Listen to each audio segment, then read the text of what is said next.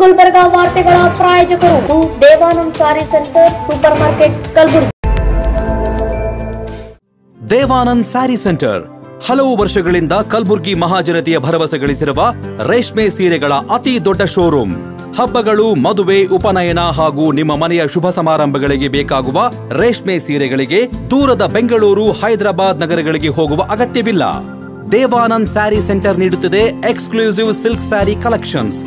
ದೇವಾನಂದ್ ಸ್ಯಾರಿ ಸೆಂಟರ್ನಲ್ಲಿ ಈಗ ಮದುವೆ ಮುಂತಾದ ಶುಭ ಸಮಾರಂಭಗಳಿಗೆ ಕಾಂಚೀವರಂ ಸೇರಿದಂತೆ wedding brocade saris, pure Dharmavaram ಸೀರೆಗಳು, ಪ್ಯೂರ್ ಬನಾರಸ್ ಸೀರೆಗಳು, pure Uppada silk, pure Ilkal ಸೀರೆಗಳು, pure fancy Gadwal silk, pure Paithani ಸೀರೆಗಳು, ಪ್ಯೂರ್ ಸಾಫ್ಟ್ ಸಿಲ್ಕ್ ಸೀರೆಗಳು ವಿವಿಧ ವಿನ್ಯಾಸಗಳಲ್ಲಿ. ಕಲಬುರಗಿಯಲ್ಲೇ ಅತಿ ದೊಡ್ಡ ಮತ್ತು ವಿಶಾಲವಾದ 10,000 ಚದುರ ಅಡಿ ಇರುವ ಏಕೈಕ ಸ್ಯಾರಿ ಸೆಂಟರ್ ದೇವಾನಂದ್ ಸ್ಯಾರಿ ಸೆಂಟರ್. ಭೇಟಿ ಕೊಡಿ. ದೇವಾನಂದ್ ಸ್ಯಾರಿ ಸೆಂಟರ್, ಕಾಮತ್ ಹೋಟೆಲ್ ಹಿಂದುಗಡೆ, ಸೂಪರ್ ಮಾರ್ಕೆಟ್, ಕಲಬುರಗಿ.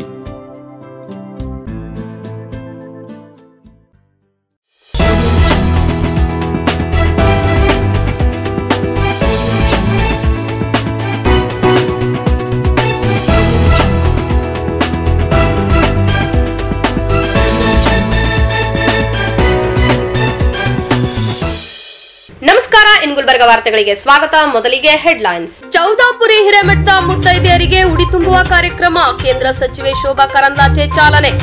ಶ್ರೀ ಗುರು ಕಾಲೇಜ್ನ ಕಾಮನ್ ಎಂಟ್ರೆನ್ಸ್ ಟೆಸ್ಟ್ 2650 ವಿದ್ಯಾರ್ಥಿಗಳು ಭಾಗಿ. ಅದ್ದೂರಿಯಾಗಿ ಜರುಗಿದ ಮಿಲೇನಿಯಂ ಶಾಲೆಯ ವಾರ್ಷಿಕೋತ್ಸವ ಸಮಾರಂಭ. ಫೆಬ್ರವರಿ 7ರಂದು ಚೌದಾಪುರಿ ಹಿರೇಮಠದಲ್ಲಿ 11,000 ಮಹಿಳೆಯರಿಗೆ ಉಡಿ ತುಂಬುವ ಕಾರ್ಯಕ್ರಮ ಆಯೋಜನೆ. ಈಗ ವಾರ್ತೆಗಳ ವಿವರ. ಕಲಬುರಗಿ ನಗರದ ಬ್ರಹ್ಮಪುರ ಬಡಾವಣೆಯಲ್ಲಿರುವ ಚೌದಾಪುರಿ ಹಿರೇಮಠದ ಶಾಂತವೀರ ಶಿವಾಚಾರ್ಯರ ಪುಣ್ಯ ಸ್ಮರಣೋತ್ಸವದ ಅಂಗವಾಗಿ ಶರಣಬಸವೇಶ್ವರ ದೇವಸ್ಥಾನ ಆವರಣದಲ್ಲಿ ಆಯೋಜಿಸಿದ ಧರ್ಮಸಭೆ ಹಾಗೂ ಮಹಿಳೆಯರಿಗೆ ಉಡಿ ತುಂಬುವ ಕಾರ್ಯಕ್ರಮಕ್ಕೆ ಚಾಲನೆ ಸಮಾರಂಭವು ವಿಜೃಂಭಣೆಯಿಂದ ಜರುಗಿತು. ಚೌದಾಪುರಿ ಹಿರೇಮಠದ ವತಿಯಿಂದ ನಗರದ ಪ್ರಸಿದ್ಧ ಶ್ರೀ ಶರಣಬಸವೇಶ್ವರ ದೇವಸ್ಥಾನ ಆವರಣದಲ್ಲಿ ಏರ್ಪಡಿಸಲಾಗಿದ್ದ ಸಮಾರಂಭವನ್ನು ಕೇಂದ್ರ ಕಾರ್ಮಿಕ ಮತ್ತು ಉದ್ಯೋಗ ಖಾತೆ ರಾಜ್ಯ ಸಚಿವೆ ಶೋಭಾ ಕರಂದ್ಲಾಜೆ ಅವರು ದೀಪ ಬೆಳಗಿಸುವ ಮೂಲಕ ಉದ್ಘಾಟಿಸಿದರು. ಬಳಿಕ ಮಾತನಾಡಿದ ಅವರು, ಧರ್ಮ ಉಳಿದರೆ ಮಾತ್ರ ದೇಶ ಉಳಿಯುತ್ತದೆ, ದೇಶ ಉಳಿದರೆ ಧರ್ಮ ಉಳಿಯುತ್ತದೆ. ನಮ್ಮ ದೇಶದಿಂದ ಬೇರ್ಪಟ್ಟ ಬಳಿಕ ಬಾಂಗ್ಲಾದೇಶದಲ್ಲಿ ಹಿಂದೂಗಳ ಮೇಲೆ ದೌರ್ಜನ್ಯ, ಹಿಂದೂ ಮಹಿಳೆಯರ ಮೇಲೆ ಅತ್ಯಾಚಾರ ನಡೆಯುತ್ತಿದೆ. ಹೀಗಾಗಿ ಧರ್ಮ, ದೇಶವನ್ನು ನಾವು ಬಿಟ್ಟುಕೊಡಬಾರದು ಎಂದು ಕರೆ ನೀಡಿದರು. ಮಹಿಳೆಯರಿಗೆ ಹುಡಿ ನಾನೇ ತುಂಬಬೇಕು ಅಂತ ಆಸೆನೂ ಇತ್ತು.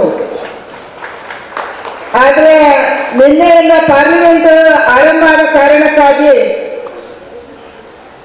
ನಾನು ಬರಕ್ಕಾಗೋದಿಲ್ಲ ಅನ್ನುವ ಕಾರಣಕ್ಕಾಗಿ ಇವತ್ತು ನಿಮ್ಮೆಲ್ಲರನ್ನ ನೋಡ್ಬೇಕು. ಕನಿಷ್ಠ 11,000 ಹೆಣ್ಮಕ್ಳು ಅಲ್ಲ ಅಂದ್ರು 2,000-3,000 ಹೆಣ್ಮಕ್ಳ ದರ್ಶನ ಮಾಡಬೇಕು ಅಂತ ನಾನು ಬಂದಿದ್ದೀನಿ. ಪೂಜ್ಯನ ದರ್ಶನ ಮಾಡಬೇಕು ಅಂತ ಬಂದಿದ್ದೀನಿ. ಯಾಕಂದ್ರೆ ಪೂಜ್ಯ ರಾಜಶೇಖರ್ ಅವರ ಸ್ವಾಮೀಜಿಯವರ ನೇತೃತ್ವದಲ್ಲಿ ಏನು ಹಿರಿಯ ಸ್ವಾಮೀಜಿ ಸತಾಯಿ ಶ್ರೀ ಶಾಂತವೀರ ಶಿವಾಚಾರ್ಯ ಮಹಾಸ್ವಾಮೀಜಿಗಳ ಪುಣ್ಯ ಸ್ಮರಣೆಯನ್ನು ನೀವು ಮಾಡ್ತಾ ಇದ್ದೀರಿ. ಅವರ ಸ್ಮರಣೆಯಲ್ಲಿ ಧಾರ್ಮಿಕ ಕಾರ್ಯಕ್ರಮ, ಪ್ರವಚನ, ನಮ್ಮ ಆಚಾರ, ನಮ್ಮ ವಿಚಾರ, ನಮ್ಮ ಸಂಸ್ಕೃತಿ, ನಮ್ಮ ದೇವರು, ಬಸವಣ್ಣನ ತತ್ವ, ರೇಣುಕಾಚಾರ್ಯರವರ ತತ್ವ ವಿಚಾರಗಳನ್ನೇನು ನೀವು ಪ್ರಚುರ ಮಾಡಬೇಕು ಅನ್ನುವಂಥದನ್ನ ಆಸೆ ಇಟ್ಟು ಮಾಡ್ತಾ ಇದ್ದೀರಿ. ಅದರಲ್ಲಿ ನಾನು ಭಾಗಿಯಾಗುವಂತ ಅವಕಾಶವನ್ನ ಪೂಜ್ಯರು ನನಗೆ ಕೊಟ್ಟಿದ್ದಾರೆ. ಅದಕ್ಕಾಗಿ ನಾನು ಅವರಿಗೆ ಧನ್ಯವಾದಗಳನ್ನ ಹೇಳ್ತಾ ಇದ್ದೀನಿ. ತಾಯಂದ್ರೆ ಈ ದೇಶದಲ್ಲಿ ಧರ್ಮ ಉಳಿದಿದೆ ಅಂತಂದ್ರೆ ಅದು ಹೆಣ್ಮಕ್ಳಿಂದ ಉಳಿದಿದೆ ಅಂತ ನಾನು ಬಹಳ ಘಂಟಾಘೋಷವಾಗಿ ಹೇಳ್ತಾ ಇದ್ದೀನಿ.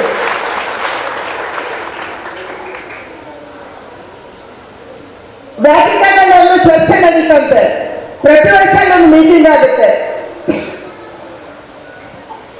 ಪೋಪನ ಮುಂದೆ ಚರ್ಚೆ ಆಗುತ್ತೆ. ಚರ್ಚೆ ಬೇರೆ ಬೇರೆ ದೇಶಗಳಲ್ಲಿ ಅವರ ಧರ್ಮವನ್ನ ಪ್ರಚಾರ ಮಾಡಕ್ಕೆ ಅವರು ದುಡ್ಡು ಕೊಡ್ತಾರೆ. ಅವರ ಫಾದರ್ಗಳನ್ನ, ಸಿಸ್ಟರ್ಗಳನ್ನ ಕಲಿಸ್ತಾರೆ. ಪ್ರತಿ ವರ್ಷ ಅದನ್ನು ಅವಲೋಕನ ಮಾಡ್ತಾರೆ ಅವರು. ಆದ್ರೆ ಭಾರತದಿಂದ ಹೋದಂತ ಫಾದರ್ಸು ಭಾರತದಲ್ಲಿ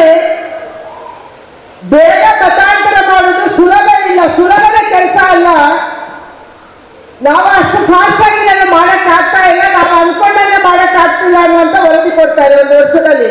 ಪೇಪರಲ್ಲಿ ಬಂದಿರೋದು ನಾನು ಓದಿದೆ. ಆವಾಗ ಅಲ್ಲಿಯ ಜನ ಉಳ್ಳವರು ಕೇಳ್ತಾರೆ ಯಾಕೆ ಅಂತ.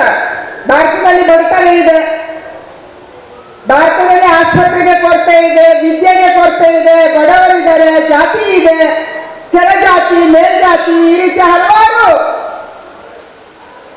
ಏರುಪೇರುಗಳು ಭಾರತದಲ್ಲಿದೆ. ಯಾಕಾಗಲ್ಲ? ಅದಕ್ಕೆ ಅಲ್ಲಿಯ ವರದಿ ಆಗುತ್ತೆ ಅಂತ ಅಲ್ಲಿ ಭಾರತದಲ್ಲಿ ನಮ್ಮ ತಾಯಿಯಂದ್ರು ನಮ್ಮ ಮಕ್ಕಳಿಗೆ ನಮ್ಮ ಧರ್ಮ, ನಮ್ಮ ಆಚಾರ, ನಮ್ಮ ಹಬ್ಬ, ನಮ್ಮ ಹರಿದಿನ, ನಮ್ಮ ವಿಚಾರವನ್ನ ತಿಳಿಸ್ಕೊಡ್ತಾರೆ. ಅದಕ್ಕಾಗಿ ನಮಗೆ ಸುಲಭ ಇಲ್ಲ ಅನ್ನುವಂತ ಮಾತನ್ನ ಹೇಳ್ತಾರಂತೆ. ನಮ್ಮ ತಂದೆಯರು ದುಡಿಯಕ್ಕೆ ಹೊರಗೆ ಹೋಗ್ತಾರೆ, ಹೊರಕ್ಕೆ ಹೋಗ್ಬೋದು ಅಥವಾ ಕೆಲ್ಸಕ್ಕೆ ಹೋಗ್ಬೋದು. ದಿನನಿತ್ಯ ನಮ್ಮ ಮಕ್ಕಳನ್ನ ತಂದೆ ಗಮನಿಸ್ತಾರೆ ಅನ್ನುವಂಥದ್ದು ಇಲ್ಲ. ಆದ್ರೆ ಇವತ್ತು ಧರ್ಮ ಪ್ರಜ್ಞೆಯನ್ನು ಹುಟ್ಟಿಸುವಂಥದ್ದು ನಮ್ಮ ದೇಶದಲ್ಲಿ, ಅದನ್ನೂ ಮುಖ್ಯವಾಗಿ ನಮ್ಮ ರಾಜ್ಯದಲ್ಲಿ ನಮ್ಮ ತಾಯಿಯಂದ್ರು ಮತ್ತು ನಮ್ಮ ಸಾಧುಗಳು. ಯಾವ ಸಾಧುಗಳು, ಯಾವ ಸನ್ಯಾಸಿಗಳು, ಯಾವ ಸ್ವಾಮೀಜಿಯವರು ಊರೂರಲ್ಲಿ ಇದ್ದಾರೆ, ಬೇರೆ ಬೇರೆ ಮಠದ ಹೆಸರಲ್ಲಿದ್ದಾರೆ.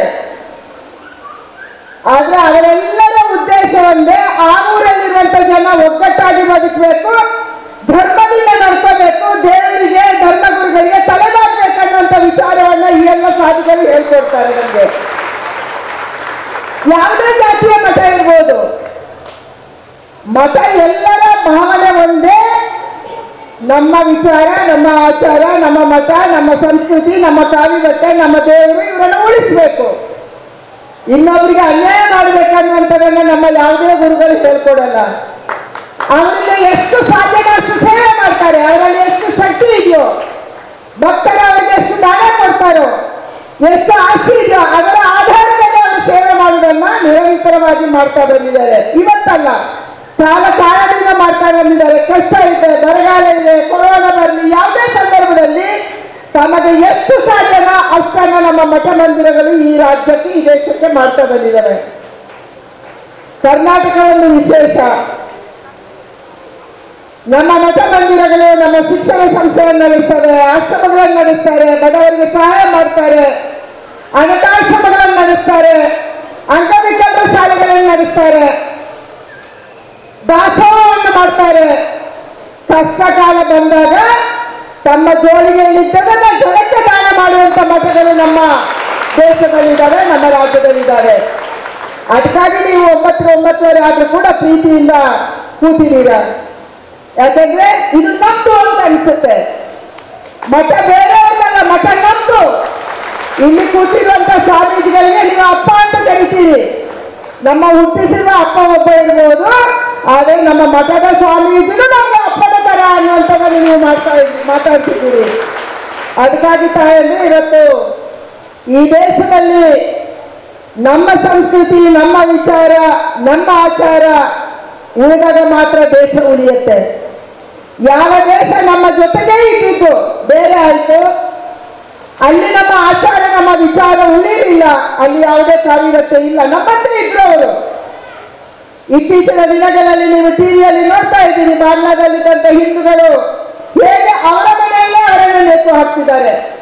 ಅವರ ಮನೆಯಲ್ಲಿರುವ ಹೆಣ್ಮಕ್ಳನ್ನ ಆಚೆ ಕರ್ಕೊಂಡೋಗಿ ಅತ್ಯಾಚಾರ ಮಾಡ್ತಿದ್ದಾರೆ. ಅಂದ್ರೆ ದೇಶ ಗಟ್ಟಿ ಇದ್ರೆ ನಮ್ಮ ಮತ ಉಳಿಯುತ್ತೆ, ನಮ್ಮ ಧರ್ಮ ಉಳಿಯುತ್ತೆ, ನಮ್ಮ ದೇವರು ಉಳಿತಾರೆ.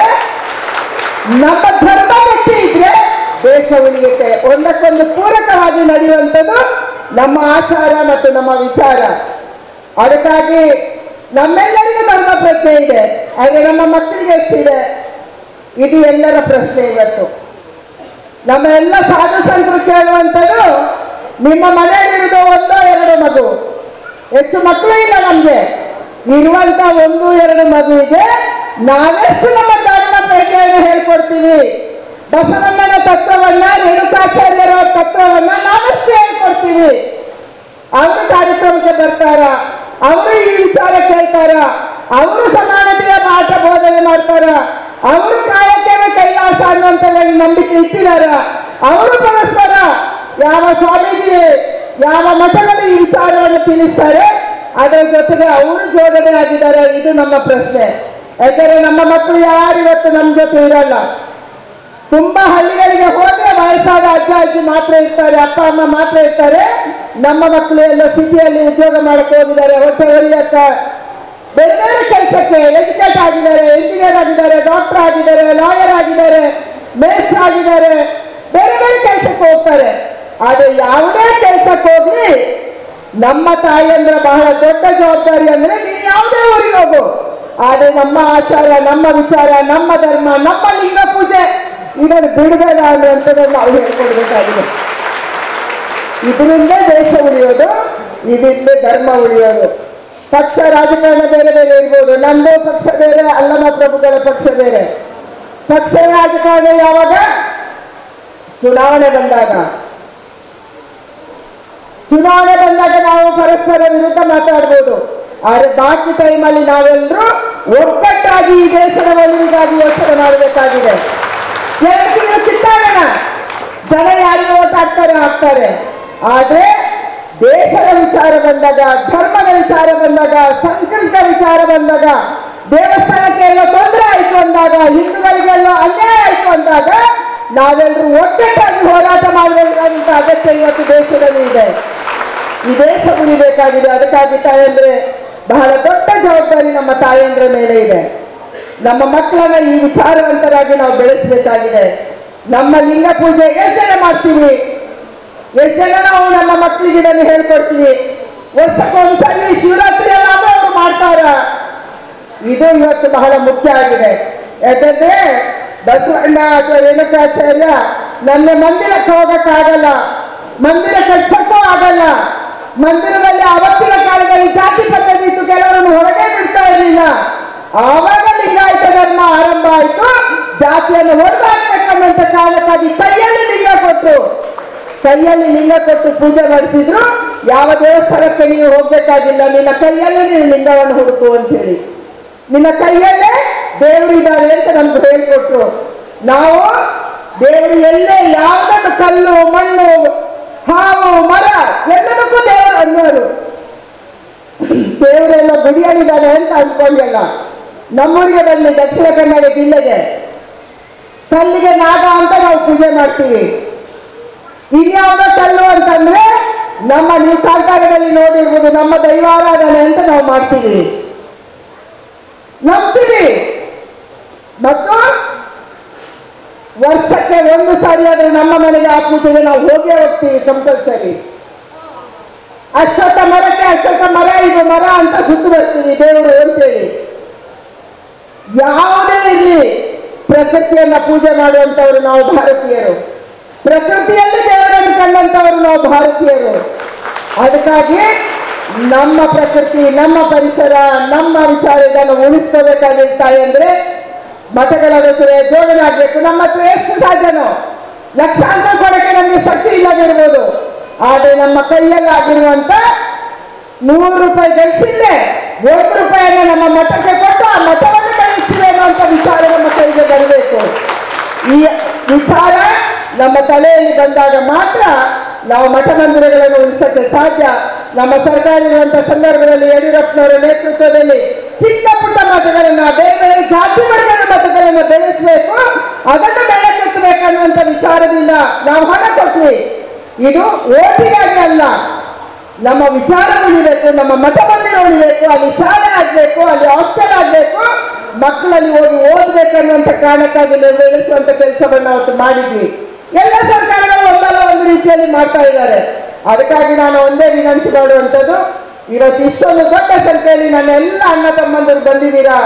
ನಮ್ಗೆ ಧರ್ಮ ಪ್ರಜ್ಞೆ ಮೂಡಬೇಕು, ಧರ್ಮವನ್ನ ಬಿಡಬಾರ್ದು, ಸಂಸ್ಕೃತಿ ಬಿಡಬಾರ್ದು, ಪೂಜೆ ಬಿಡಬಾರ್ದು, ಹಬ್ಬ ಹರಿದನ್ನು ಬಿಡಬಾರ್ದು. ಇದೆಲ್ಲವನ್ನ ಮಾಡ್ಕೊಂಡು ಹೋದಾಗ ಮಾತ್ರ ನಮ್ಮೆಲ್ಲರಿಗೆ ಮಾನಸಿಕ ಬಲ ಬರುತ್ತೆ, ನಮ್ಮ ದೇಶಕ್ಕೆ ಶಕ್ತಿ ಸಿಗುತ್ತೆ, ನಮ್ಮ ಧರ್ಮಕ್ಕೂ ಶಕ್ತಿ ಸಿಗುತ್ತೆ. ಈ ವಿಚಾರದಿಂದ ಇವತ್ತು ಬಹಳ ಖುಷಿ ಆಗುತ್ತೆ.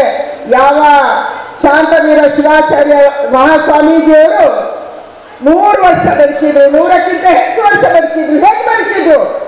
ಒಳ್ಳೆಯ ಜೀವನ ಮಾಡಿದ್ರು, ಒಳ್ಳೆಯ ಆಹಾರ ಊಟ ಮಾಡಿದ್ರು, ಆಸ್ಪತ್ರೆಗೆ ಪದೇ ಪದೇ ಹೋಗ್ತಾ ಇರಲಿಲ್ಲ. ನಂತರ ಅವರು ಒಳ್ಳೆಯ ಜೀವನದ ಮೂಲಕ ಶತಾಯುಷ್ಕರಾದ್ರು. ಅದಕ್ಕಾಗಿ ನಾವು ಕೂಡ ಮನಸ್ಸಲ್ಲಿ ಒಳ್ಳೆಯದು, ತಲೆಯಲ್ಲಿ ಒಳ್ಳೆಯದು, ಮನಸ್ಸು ಮತ್ತು ತಲೆಯಲ್ಲಿ ಒಳ್ಳೆಯದನ್ನು ಇಟ್ಕೊಂಡಾಗ ಖಂಡಿತ ದೇವರು ನಮ್ಗೆ ಹರಸ್ತಾನೆ. ಆ ರೀತಿಯಲ್ಲಿ ನಾವೆಲ್ಲರೂ ಬದುಕೋಣ, ಚೆನ್ನಾಗಿ ಬದುಕೋಣ ಅನ್ನುವಂಥದ್ದನ್ನು ಹೇಳಿ ನನಗೆ ಈ ಕಾರ್ಯಕ್ರಮದಲ್ಲಿ ಭಾಗವಹಿಸೋದು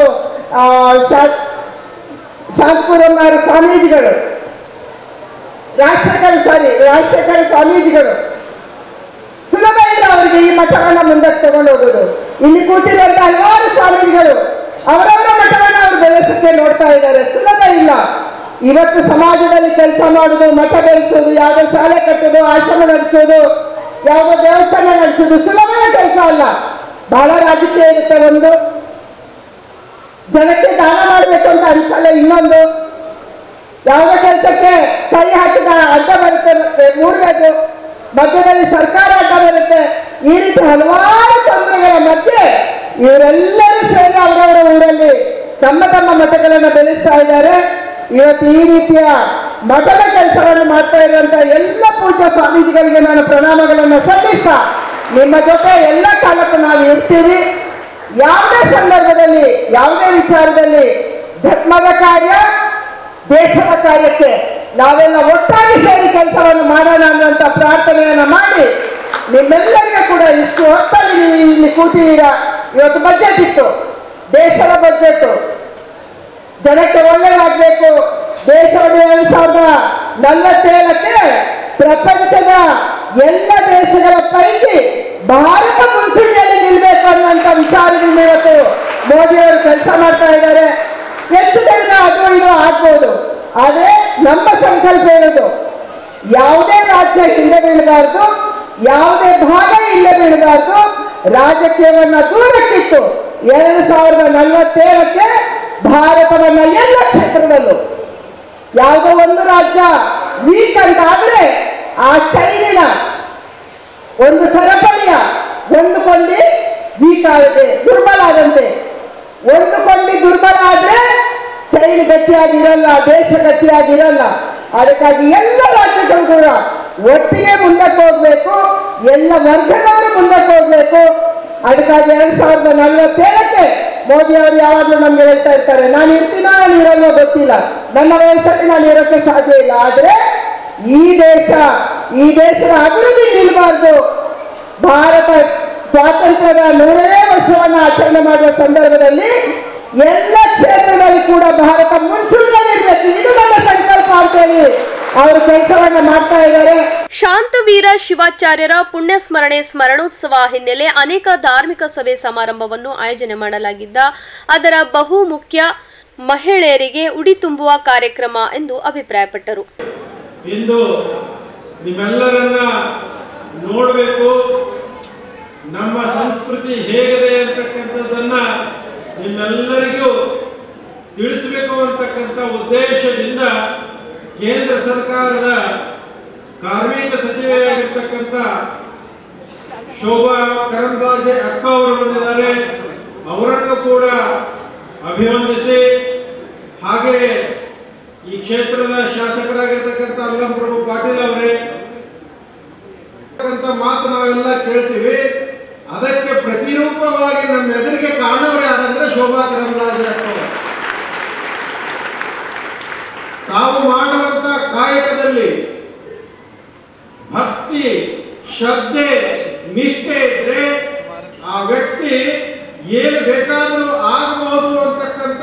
ಸಮಾರಂಭದಲ್ಲಿ ಶಾಸಕರಾದ ಅಲ್ಲಂಪ್ರಭು ಪಾಟೀಲ್, ಬಸವರಾಜ್ ಮತ್ತಿಮೂಡ್, ಮಾಜಿ ಶಾಸಕ ದತ್ತಾತ್ರೇಯ ಪಾಟೀಲ್ ರೇವೂರ್, ಬಿಜೆಪಿ ಮುಖಂಡರಾದ ಶಿವರಾಜ್ ಪಾಟೀಲ್ ರದ್ದೇವಾಡ್ಗಿ, ಶಿವಕಾಂತ್ ಮಹಾರಾಜ್, ಹರ್ಷಾನಂದ್ ಗುತ್ತೇದಾರ್ ಹಾಗೂ ಅಪ್ಪು ಕಣಕಿ ಸೇರಿದಂತೆ ಹಲವರು ಭಾಗವಹಿಸಿದ್ದರು. ಕಲಬುರಗಿ ನಗರದ ಪ್ರಸಿದ್ಧ ಶ್ರೀ ಗುರು ಸ್ವತಂತ್ರ ಪದವಿ ಪೂರ್ವ ಕಾಲೇಜಿನಲ್ಲಿ ಕಾಮನ್ ಎಂಟ್ರೆನ್ಸ್ ಟೆಸ್ಟ್ ನಡೆಸಲಾಯಿತು. ಸ್ಟೇಟ್ ಬೋರ್ಡ್ ವಿದ್ಯಾರ್ಥಿಗಳಿಗಾಗಿ ನಡೆದ ಪರೀಕ್ಷೆಯಲ್ಲಿ ಒಟ್ಟು 2650 ವಿದ್ಯಾರ್ಥಿಗಳು ಪಾಲ್ಗೊಂಡಿದ್ದರು. ಕಲಬುರಗಿ ನಗರದ ಪ್ರಸಿದ್ಧ ಶ್ರೀ ಗುರು ಸ್ವತಂತ್ರ ಪದವಿ ಪೂರ್ವ ಕಾಲೇಜಿನಲ್ಲಿ ಕಾಮನ್ ಎಂಟ್ರೆನ್ಸ್ ಟೆಸ್ಟ್ ನಡೆಸಲಾಯಿತು. ಸ್ಟೇಟ್ ಬೋರ್ಡ್ನ 1860 ವಿದ್ಯಾರ್ಥಿಗಳು, ಸಿಬಿಎಸ್ಇಯ 790 ವಿದ್ಯಾರ್ಥಿಗಳು, ಹೀಗೆ ಒಟ್ಟು 2650 ವಿದ್ಯಾರ್ಥಿಗಳು ಪರೀಕ್ಷೆಯಲ್ಲಿ ಭಾಗವಹಿಸಿದ್ದರು.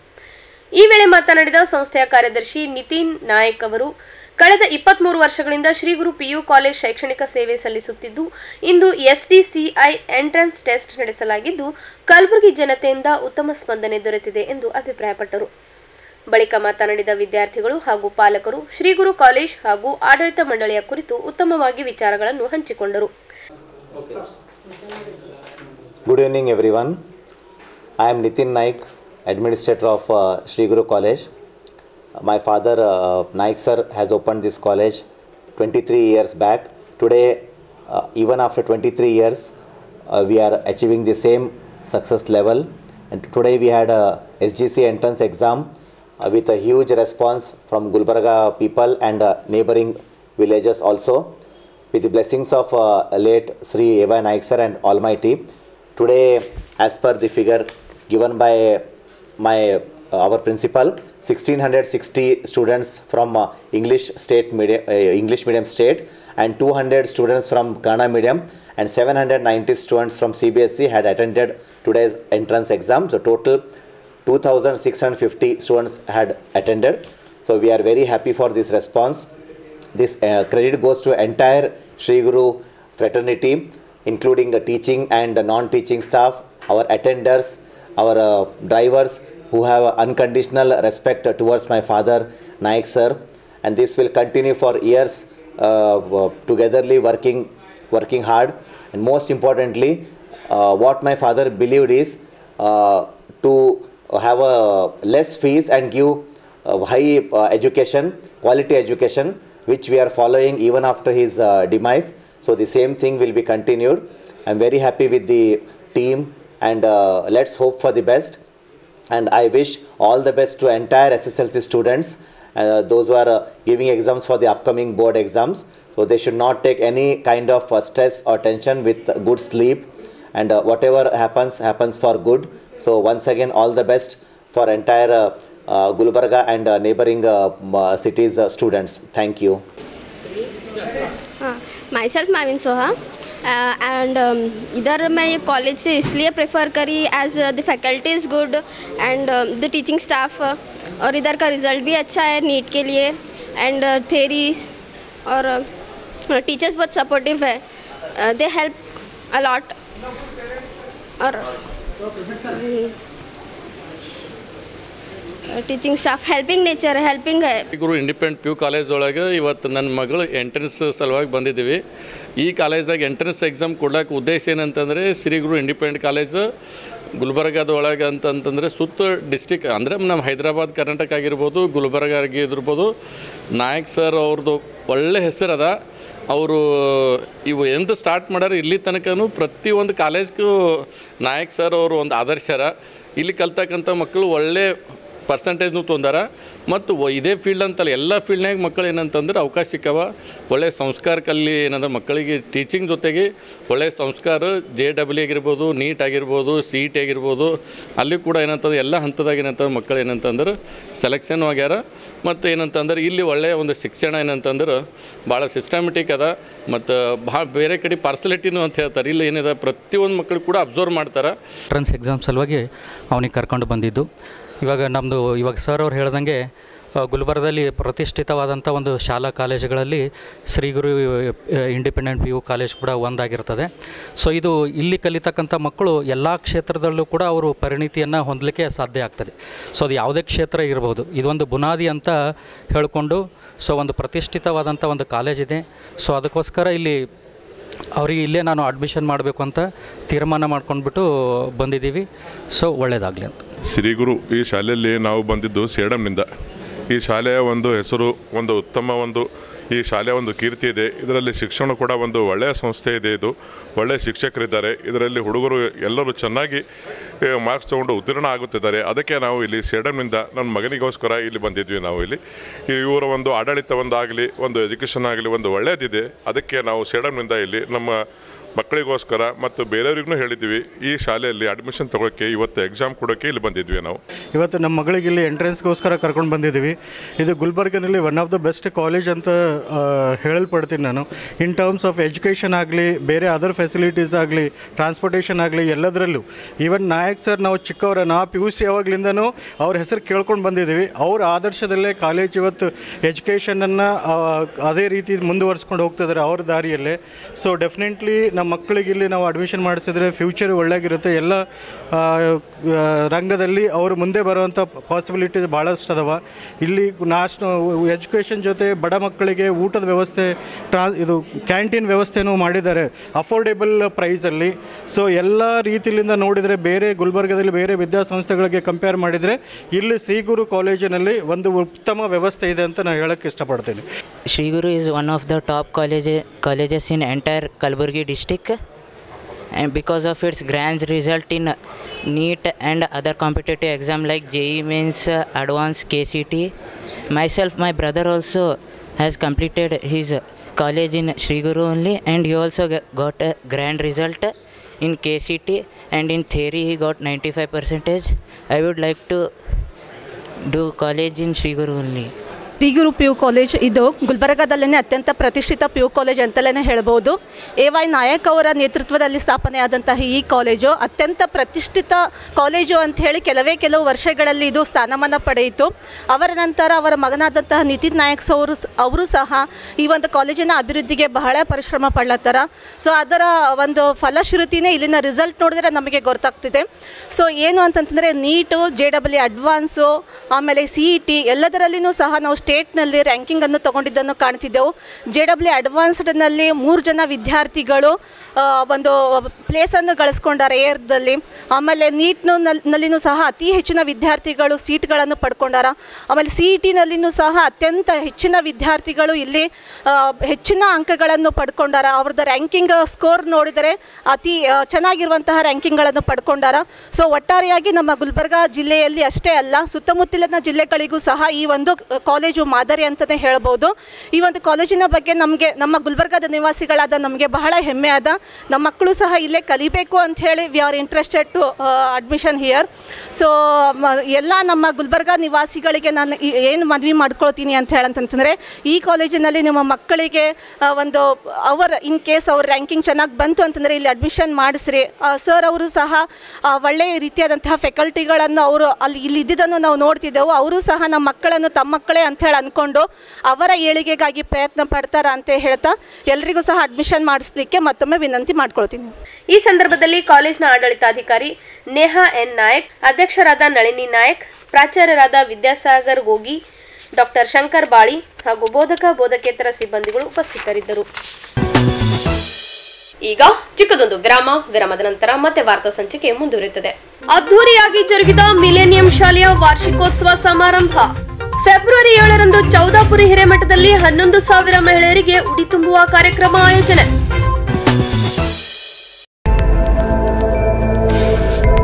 ಇನ್ ಗುಲ್ಬರ್ಗಾ ವಾರ್ತೆಗಳ ಪ್ರಾಯೋಜಕರು Devanand sari centre super market Kalaburagi. Devanand sari centre ಹಲವು ವರ್ಷಗಳಿಂದ ಕಲಬುರ್ಗಿ ಮಹಾಜನತೆಯ ಭರವಸೆ ಗಳಿಸಿರುವ ರೇಷ್ಮೆ ಸೀರೆಗಳ ಅತಿ ದೊಡ್ಡ ಶೋರೂಮ್. ಹಬ್ಬಗಳು, ಮದುವೆ, ಉಪನಯನ ಹಾಗೂ ನಿಮ್ಮ ಮನೆಯ ಶುಭ ಸಮಾರಂಭಗಳಿಗೆ ಬೇಕಾಗುವ ರೇಷ್ಮೆ ಸೀರೆಗಳಿಗೆ ದೂರದ ಬೆಂಗಳೂರು, ಹೈದರಾಬಾದ್ ನಗರಗಳಿಗೆ ಹೋಗುವ ಅಗತ್ಯವಿಲ್ಲ. ದೇವಾನಂದ್ ಸ್ಯಾರಿ ಸೆಂಟರ್ ನೀಡುತ್ತದೆ exclusive silk sari collections. Devanand sari ಸೆಂಟರ್ನಲ್ಲಿ ಈಗ ಮದುವೆ ಮುಂತಾದ ಶುಭ ಸಮಾರಂಭಗಳಿಗೆ ಕಾಂಚೀವರಂ ಸೇರಿದಂತೆ wedding brocade saris, pure Dharmavaram ಸೀರೆಗಳು, ಪ್ಯೂರ್ ಬನಾರಸ್ ಸೀರೆಗಳು, pure Uppada silk, pure Ilkal ಸೀರೆಗಳು, pure fancy Gadwal silk, pure Paithani ಸೀರೆಗಳು, ಪ್ಯೂರ್ ಸಾಫ್ಟ್ ಸಿಲ್ಕ್ ಸೀರೆಗಳು ವಿವಿಧ ವಿನ್ಯಾಸಗಳಲ್ಲಿ. ಕಲಬುರಗಿಯಲ್ಲೇ ಅತಿ ದೊಡ್ಡ ಮತ್ತು ವಿಶಾಲವಾದ 10,000 ಚದುರ ಅಡಿ ಇರುವ ಏಕೈಕ ಸ್ಯಾರಿ ಸೆಂಟರ್ ದೇವಾನಂದ್ ಸ್ಯಾರಿ ಸೆಂಟರ್. ಭೇಟಿ ಕೊಡಿ. ದೇವಾನಂದ್ ಸ್ಯಾರಿ ಸೆಂಟರ್, ಕಾಮತ್ ಹೋಟೆಲ್ ಹಿಂದುಗಡೆ, ಸೂಪರ್ ಮಾರ್ಕೆಟ್, ಕಲಬುರಗಿ.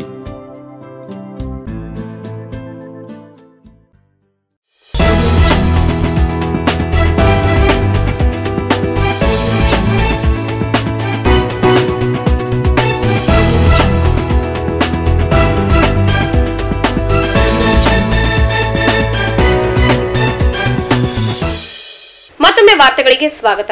ಕಲ್ಯಾಣ ಕರ್ನಾಟಕ ಶಿಕ್ಷಣ ಸಂಸ್ಥೆಯ ಮಿಲೇನಿಯಂ ಕನ್ನಡ ಮಾಧ್ಯಮ ಶಾಲೆಯ 25ನೇ ವಾರ್ಷಿಕೋತ್ಸವ ಸಮಾರೋಪ ಸಮಾರಂಭವು ಅದ್ದೂರಿಯಾಗಿ ಜರುಗಿತು.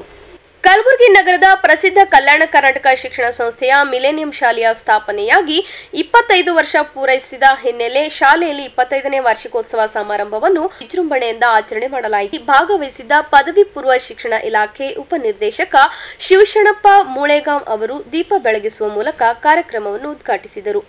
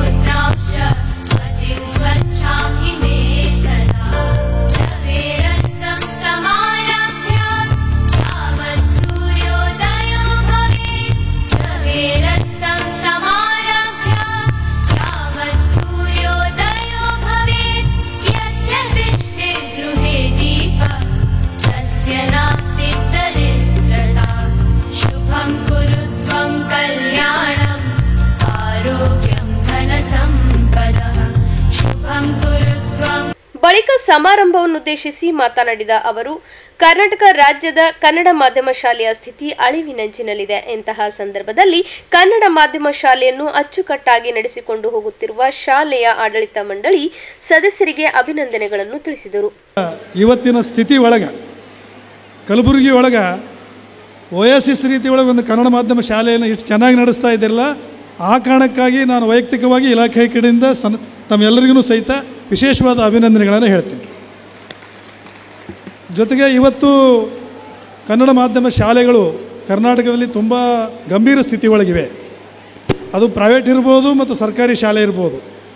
ಇವತ್ತಿನ ಪ್ರಜಾವಾಣಿ ಪೇಪರ್ದೊಳಗೆ ಬಂದಿದೆ, ಎಡಿಟೋರಿಯಲ್ದೊಳಗೆ ಸಂಪಾದಕೀಯೊಳಗೆ ಕರ್ನಾಟಕದ ಕನ್ನಡ ಮಾಧ್ಯಮ ಪ್ರಾಥಮಿಕ ಶಾಲೆಯ ಮಕ್ಕಳಲ್ಲಿ 7.25 ಮಕ್ಕಳಿಗೆ ಓದಲಿಕ್ಕೆ ಬರಲಿಕ್ಕೆ ಬರಲಂತ ಇದು ರಿಪೋರ್ಟ್ ಇದೆ. ಇಂಥ ಒಂದು ಸಂದರ್ಭದಲ್ಲಿ ಇಂಥ ಒಂದು ಸ್ಥಿತಿ ಒಳಗೆ ಒಂದು ಸವಾಲಾಗಿ ಚಾಲೆಂಜ್ ಆಗಿ ಕಲಬುರಗಿ ಒಳಗೆ ಇಷ್ಟೊಂದು ಇಂಗ್ಲೀಷ್ ಮೀಡಿಯಮ್ ಮಾಧ್ಯಮದ ಶಾಲೆಗಳ ಎದುರುಗಡೆನೆ ಸವಾಲಾಗಿ ಸ್ವೀಕರಿಸಿ ಕನ್ನಡ ಮಾಧ್ಯಮ ಶಾಲೆಯನ್ನು ಇಷ್ಟೊಂದು ಪ್ರಮಾಣದಾಗ ಬೆಳೆಸಿದ್ರಿ ಕಟ್ಟಿದ್ದೀರಪ್ಪ ಅಂದರೆ ನಿಮಗೊಂದು ಹ್ಯಾಟ್ಸಪ್ ಹೇಳಬೇಕು ನಾನು. ಜೊತೆಗೇ 1ನೇ ಕ್ಲಾಸಿನಿಂದ 7ನೇ ಕ್ಲಾಸಿನೊಳಗೆ ಕನ್ನಡ ಮಾಧ್ಯಮ ಓದಿ ಮುಂದೆ 8ರೂ ಹಿಡ್ಕೊಂಡು ನೀವು ಇಂಗ್ಲೀಷ್ ಮಾಧ್ಯಮದ ಓದಲಕ್ಕ. ಮೊಟ್ಟ ಮೊದಲನೇದಾಗಿ 1ನೇ ಕ್ಲಾಸಿನಿಂದ 7ನೇ ಕ್ಲಾಸ್ ತನಕ ಕನ್ನಡ ಮಾಧ್ಯಮದೊಳಗೆ ಓದಿಸ್ಬೇಕು ಮಕ್ಕಳಿಗೆ. ನೀವು 8ನೇ ಕ್ಲಾಸಿನಿಂದ ಮುಂದೆ ಇಂಗ್ಲೀಷ್ ಮಾಧ್ಯಮದಲ್ಲಿ ಓದಿಸ್ಬೋದು. ಯಾಕೆ ಕನ್ನಡ ಮಾಧ್ಯಮದಲ್ಲಿ ಓದಿಸ್ಬೇಕು ಅಂದರೆ ಕನ್ನಡ ಮಾಧ್ಯಮದ ಮಕ್ಕಳಿಗೆ ಈ ನಾಡಿನ ಸಂಸ್ಕೃತಿ ಮತ್ತು ಈ ನಾಡಿನ ಕೌಟುಂಬಿಕ ಜೀವನ, ಈ ನಾಡಿನ ಸಮಸ್ಯೆ ಸವಾಲುಗಳನ್ನು ಎದುರಿಸುವಂಥ ಶಕ್ತಿ ಬರ್ತದೆ ಕನ್ನಡ ಮಾಧ್ಯಮದ ಪ್ರಾಥಮಿಕ ಶಾಲೆ ಮಕ್ಕಳಿಗೆ. ಯಾಕಂದರೆ ಗುಣಮಟ್ಟದ ಶಿಕ್ಷಣ ಅಂದರೆ 100ಕ್ಕೆ 100 ಮಾರ್ಕ್ಸ್ ತಗೊಳ್ಳೋದಲ್ಲ. ಗುಣಮಟ್ಟದ ಶಿಕ್ಷಣ ಅಂದರೆ ಆ ವಿದ್ಯಾರ್ಥಿ 1ನೇ ಕ್ಲಾಸಿನಿಂದ 10ನೇ ಕ್ಲಾಸ್ ತನಕ ಆರೋಗ್ಯವಾಗಿರಬೇಕು, ಮಾನಸಿಕವಾಗಿ ಮತ್ತು ಶಾರೀರಿಕವಾಗಿ ಆರೋಗ್ಯವಾಗಿದ್ದು 60 ಮಾರ್ಕ್ಸ್ ತೊಗೊಂಡ್ರೂ ಸಹಿತ 100 ಮಾರ್ಕ್ಸ್ ತೊಗೊಂಡಂಗೆ. ನೀವು 100ಕ್ಕೆ 100 ಮಾರ್ಕ್ಸ್ ತೊಗೋತಾನೆ ಹುಡುಗ 10ನೇ ಕ್ಲಾಸಿನಾಗ 100 kg ಆದಂದ್ರೆ ಏನು ಮಾಡ್ತೀರಿ ಅವನು? ಅಂಥ ಹುಡುಗರವ ನಮ್ಮ ಎದುರುಗಡೆನೆ. 10ನೇ ಕ್ಲಾಸ್ ಪಾಸ್ ಆಗಿರ್ತಾನೆ, ಅವ PUC ಫಸ್ಟ್ ಇಯರ್ ಬರೋ ಟೈಮಿನಾಗ 100 kg ಆಗಿರ್ತಾನೆ. ಅದು ಅಬ್ನಾರ್ಮಲ್ ಬೆಳವಣಿಗೆ ಆಯಿತು. ಅದು ಗುಣಮಟ್ಟದ ಶಿಕ್ಷಣ ಅಲ್ಲ ಅಂತ.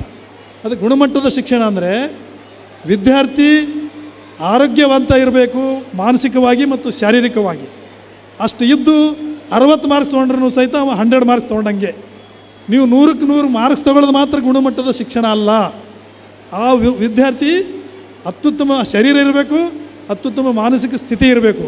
ಅಂದಾಗ ಮಾತ್ರ ಅವನು ಉತ್ತಮವಾದ ವಿದ್ಯಾರ್ಥಿ ಆಗಲಿಕ್ಕೆ ಸಾಧ್ಯ ಆಗ್ತದೆ. ದಯಮಾಡಿ ಮಾರ್ಕ್ಸನ್ನು ಬೆನ್ನು ಹತ್ತಬೇಡಿ. ಮಕ್ಕಳ ಆರೋಗ್ಯ ಮತ್ತು ಮಾನಸಿಕ ಆರೋಗ್ಯದ ಕಡೆ ಗಮನ ಕೊಡಿ. ಭಾಳಷ್ಟು ದುರಂತಗಳು ನಡೀತಾ ಇದ್ದಾವೆ ನಮ್ಮ ಕಣ್ಣೆದುರುಗಡೆನೆ. ಮಾರ್ಕ್ಸ್ ಒಂದು 5 ಕಡಿಮೆ ಬಿದ್ದರೆ ಸೊಸೈಡ್ ಮಾಡ್ಕೋತಾ ಇದ್ದ ಹುಡುಗರು. ಇವೆಲ್ಲವುಗಳ ಬಗ್ಗೆ ಮಕ್ಕಳಿಗೆ ಮಾನಸಿಕವಾಗಿ ಗಟ್ಟಿಯಾಗಿ ಬೆಳೆಸಲಿಕ್ಕೆ ಶಾಲೆ ಜೊತೆಗೆ ಮನೆಯ ತಂದೆ ತಾಯಿಗಳದ್ದು ಜವಾಬ್ದಾರಿ ಇದೆ. ಮಕ್ಕಳ ಮೇಲೆ ಪ್ರೆಷರ್ ಹಾಕಬೇಡಿ, ಒತ್ತಡ ಹಾಕಬೇಡಿ. ಬೇರೆಯವ್ರಂಗೆ ಆಗ್ರಿ, ಇವ್ರಂಗಾಗ್ರಿ, ಅವ್ರಂಗಾಗ್ರಿ ಅನ್ಬೇಡ್ರಿ. ಮಕ್ಕಳಿಗೆ ನೀವು ಅಕ್ಕಿಂದ ನೋಡ್ಕಲಿ, ಇಕ್ಕಿಂದ ನೋಡ್ಕಲಿ, ಅವಂದು ನೋಡ್ಕಲಿ, ಇವಂದು ನೋಡ್ಕಲಿ ಅನ್ಬೇಡ್ರಿ. ನಿಮ್ಮ ಪ್ರತಿಯೊಂದು ಮಗು ಸ್ಪೆಷಲ್ ಇರ್ತದೆ. ಆ ಮಗು ಸ್ಪೆಷಲ್ ಇರೋಂಗೆ ಮಾಡಿರಿ ಅವರಿಗೆ. ನೀವು ಅವ್ರ ಮೇಲೆ ಯಾವುದೂ ಮಾನಸಿಕ ಒತ್ತಡ ಹಾಕಬೇಡ್ರಿ. ಒಂದು ವೇಳೆ ಒತ್ತಡ ಹಾಕಿದ್ರೆ ಅಂದರೆ ನಿಮ್ಮ ಮಕ್ಕಳ ಒಟ್ಟು ಬದುಕಿನ ಸರ್ವನಾಶ ಮಾಡಲಿಕ್ಕೆ ನಿಮ್ಮದು ಪಾಲಾಗ್ತದೆ. ಹಾಗಾಗಿ ಶಿಕ್ಷಣ ಸಂಸ್ಥೆಗಳು ಇವತ್ತು ಭಾಳ ಸ್ಪರ್ಧೆ ಒಳಗೆ ಇಳಿದಿವೆ ಎಲ್ಲ ಕಡೆ. ಆದರೆ ನೀವು ಯಾರ ಜೊತೆಗೂ ಸ್ಪರ್ಧೆ ಮಾಡಬೇಕಾಗಿಲ್ಲ, ನೀವು ಸ್ಪರ್ಧೆ ಮಾಡ್ಕೋಬೇಕಾಗಿದೆ. ಮಕ್ಕಳಿಗೆ ಆರೋಗ್ಯವಂತರಾಗಿಡಿ, ಮಾನಸಿಕವಾಗಿ ಆರೋಗ್ಯವಂತರಾಗಿಡ್ಲಿಕ್ಕೆ ಏನೆಲ್ಲ ಬೇಕೋ ಅದನ್ನೆಲ್ಲ ಮನೆಯಲ್ಲಿ ವಾತಾವರಣ ಕ್ರಿಯೇಟ್ ಮಾಡಿ. ಬಳಿಕ ಮಾತನಾಡಿದ ಸಂಸ್ಥೆಯ ಉಪಾಧ್ಯಕ್ಷರಾದ ಶ್ರೀಶೈಲ್ ಗೂಳಿ ಅವರು, ಇಬ್ರಾಹಿಂ ಅವರು ಹೇಳಿದಂತೆ ಮಕ್ಕಳ ಇಚ್ಛಾಶಕ್ತಿಯನ್ನು ಅರಿತುಕೊಂಡು ಅವರಿಗೆ ವಿದ್ಯಾಭ್ಯಾಸ ನೀಡಿದರೆ ಮಕ್ಕಳು ಒಳ್ಳೆಯ ವಿದ್ಯಾಭ್ಯಾಸ ಪಡೆದು ಉತ್ತಮ ಸ್ಥಾನಕ್ಕೆ ತರಲು ಸಾಧ್ಯವಾಗುತ್ತದೆ ಎಂದು ಪೋಷಕರಿಗೆ ಕಿವಿಮಾತು ಹೇಳಿದರು. ನಿಮ್ಮಿಂದ ಬಂದಿಲ್ಲ, ನಿಮ್ಮ ಮೂಲಕ ಬಂದಿರಬಹುದೇ ವಿನಃ ನಿಮ್ಮ ಮಗುವಲ್ಲ. ನಿಮ್ಮ ಮಗುವಿಗೆ ನೀವು ಪ್ರೀತಿ ಔದಾರ್ಯವನ್ನು ತೋರಿಸಬಹುದೇ ವಿನಃ ನಿಮ್ಮ ಮಗುವಿಗೆ ಪ್ರೀತಿ ಔದಾರ್ಯವನ್ನೇ ತೋರಿಸಬಹುದೇ ವಿನಃ ನಿಮ್ಮ ವಿಚಾರಗಳನ್ನಲ್ಲ. ಏಕೆಂದರೆ ನದಿ ನೀರು ಮೇಲಿಂದ ಕೆಳಗೆ ಹರಿಯುತ್ತದೆ, ಕೆಳಗಿನಿಂದ ಮೇಲೆ ಹರಿಯುವುದಿಲ್ಲ. ಹಾಗಾಗಿ ನಿಮ್ಮ ಮಕ್ಕಳನ್ನು ಪೋಷಿಸಬಹುದು, ಪ್ರೀತಿಯನ್ನು ನೀಡಬಹುದು ಅಂತಕ್ಕಂಥ ಗಲೀಲ್ ಇಬ್ರಾಹಿಂ ಅವರ ಮಾತು ಬಹಳ ಚೆಂದಾಗಿದೆ. ನಿಮ್ಮ ಮಕ್ಕಳನ್ನು ಬೆಳೆಸಬೇಕಾಗಿದ್ದರೆ ಮಕ್ಕಳು ಏನು ಓದ್ತಾರೆ ಅನ್ನೋದನ್ನು ಮನಸ್ಸಿನಲ್ಲಿಟ್ಟುಕೊಂಡು ಅದನ್ನು ಓದಿಸಿದರೆ ಮಕ್ಕಳು ಅಭಿವೃದ್ಧಿ ಹೊಂದುತ್ತಾರೆ, ಮಕ್ಕಳು ಬಹಳ ಮುಂದೆ ಆಗ್ತಾರೆ ಅಂತಕ್ಕಂಥ ಮಾತು ಭಾಳ ಮುಖ್ಯವಾಗಿರ್ತದೆ. ಯಾಕಂದರೆ ನನ್ನ ಜೀವನದಲ್ಲಿ ನಾನೇನೋ ಮುಂದೇನೋ ಆಗಬೇಕಂತಿದ್ದೆ, ದೊಡ್ಡ ಇಂಜಿನಿಯರ್ ಆಗಬೇಕಂತಿದ್ದೆ, ನಾನು ಆಗಿಲ್ಲ. ನನ್ನ ಮಗುನೂ ಇಂಜಿನಿಯರೇ ಆಗಬೇಕಂತಕ್ಕಂಥ ಒಂದು ಉದ್ದೇಶ ಇಟ್ಕೊಂಡು ಒಲ್ಲಂದರೂ ಕೂಡ ಫೋರ್ಸ್ ಮಾಡಿ ಆ ವಿಷಯಕ್ಕೆ ಅವನಿಗೆ ತುರುಕಿದಾಗ ಏನಾಗ್ತದಪ್ಪ ಅಂತಂದರೆ ಅವನಲ್ಲಿ ಬೆಳೀತಕ್ಕಂಥ ಜ್ಞಾನ ಅದು ಏನಾಗಿರ್ತಪ್ಪ ಅಂದರೆ ವಿಷಯ ತಲೆಯಲ್ಲಿ ತುರುಕಿ ಅವು ಅಜೀರ್ಣ ಹೊಂದಿ ಜೀವನ ಪರ್ಯಂತ ದಂಗೆ ಎಬ್ಬಿಸುವ ಅಂಥ ವಿಚಾರ ಆಗಿಬಿಡ್ತವೆ. ಹಾಗಾಗಿ ಆ ಮಗುವನ್ನು ಸ್ವಚ್ಛಂದವಾಗಿ ಏನು ಓದ್ತದೋ ಅದನ್ನು ಓದಿಸಲಿಕ್ಕೆ ನೀವು ಅನುವು ಮಾಡಿಕೊಟ್ಟಾಗ ಇವತ್ತಿನ ದಿನ ನಿಮ್ಗೆ ಗೊತ್ತಿರಬೇಕು, ಇಡೀ ಭಾರತ ದೇಶದಲ್ಲಿ ಅತಿ ಹೆಚ್ಚು ಕುಂಚ ಕಲಾವಿದರು ಎಲ್ಲಿದಾರಪ್ಪ ಅಂದರೆ ಕಲಬುರಗಿದಲ್ಲದಾರೆ. ಕುಂಚ ಕಲಾವಿದರು ಕಲಬುರಗಿದಾಗದಾರೆ. ಇಡೀ ಭಾರತ ರಾಷ್ಟ್ರ ಮಟ್ಟಕ್ಕಲ್ಲ, ವಿದೇಶಗಳಲ್ಲಿ ಕೂಡ ಫೇಮಸ್ ಆಗಿರ್ತಕ್ಕಂಥ ಕುಂಚ ಕಲಾವಿದರು ಕಲಬುರಗಿದಲ್ಲಿದ್ದಾರೆ. ಅದು ಕಲಬುರಗಿನ ಮುಖ್ಯ ಕಾರಣವಾಗಿದೆ. ಅಂಥ ಒಂದು ಜ್ಞಾನವನ್ನು ಯಾವುದೇ ವಿಚಾರವಿರಲಿ, ಯಾವುದೇ ಜ್ಞಾನವಿರಲಿ ಅವರಿಗೆ ಬಿಟ್ಟು ಕೊಡಬೇಕು. ಅದಕ್ಕೆ ನಾವು ಪ್ರೇರಣೆ ಕೊಡಬೇಕು ವಿನಃ ನಾವು ಹೇಳಿದಂತೆ ಕೇಳು, ಇದನ್ನೇ ಓದು ಅಂತಕ್ಕಂಥ ಒಂದು ಪ್ರೋತ್ಸಾಹ ಮಾಡಬಾರ್ದು. ಹಾಗಾಗಿ ನಮ್ಮ ಶಾಲೆ ವಿದ್ಯಾರ್ಥಿ ಕೇಂದ್ರಿತ ಶಾಲೆ ಇದೆ ವಿನಃ ಇಲ್ಲಿ ಯಾವುದೇ ಪಾಲಕರ ಕೇಂದ್ರಿತವಾಗಲಿ, ಮ್ಯಾನೇಜ್ಮೆಂಟ್ ಕೇಂದ್ರಿತವಾಗಲಿ, ಶಿಕ್ಷಕರ ಕೇಂದ್ರಿತವಾಗಿರ್ತಕ್ಕಂಥ ಶಾಲೆ ಅಲ್ಲ. ಇಲ್ಲಿ ವಿದ್ಯಾರ್ಥಿ ಕೇಂದ್ರಿತ ಶಾಲೆ. ವಿದ್ಯಾರ್ಥಿಗಳು ಯಾವುದರಲ್ಲಿ ಸದಭಿರುಚಿಯಾಗಿರ್ತಾರೋ ಅದನ್ನು ಕಲಿಸ್ತಕ್ಕಂಥ ಒಂದು ಪ್ರೇರಣೆ ನೀಡ್ತಕ್ಕಂಥ ಶಕ್ತಿ ಅದು ನಮ್ಮ ಟೀಚರಲ್ಲಿದೆ. ಆ ಶಿಕ್ಷಕರು ಅದನ್ನು ಮಾಡ್ತಾ ಇದ್ದಾರೆ.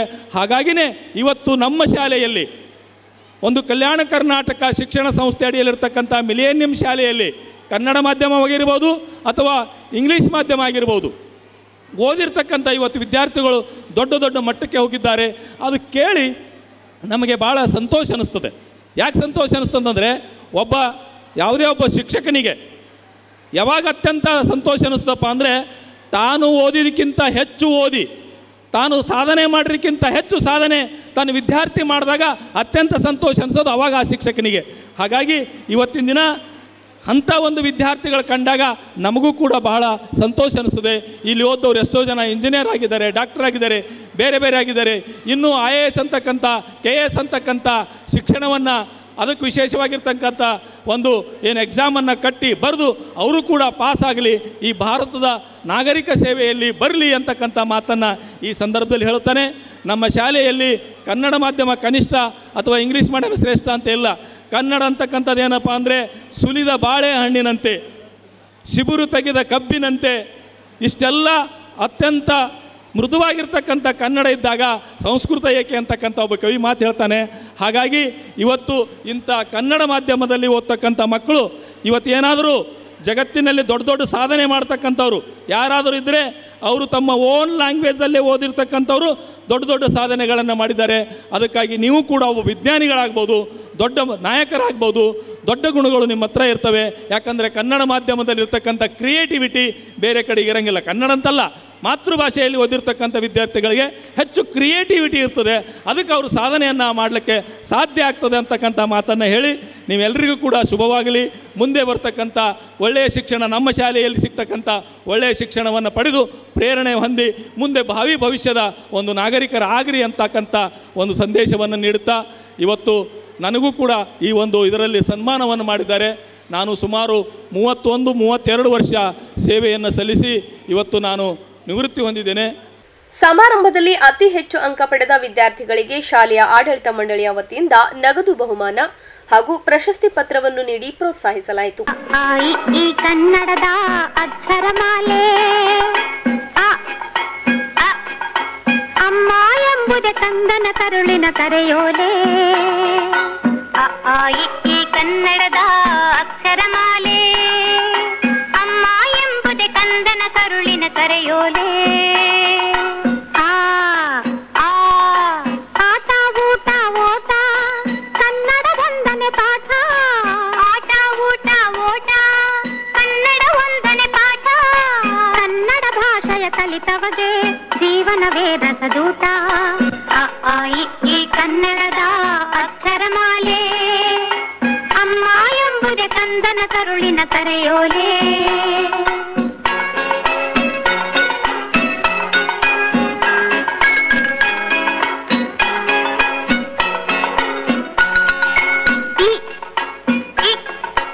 ಇದ್ದವರೆಲ್ಲ ಇಲ್ಲದವರಿಗೆ ನೀಡಲೇಬೇಕು.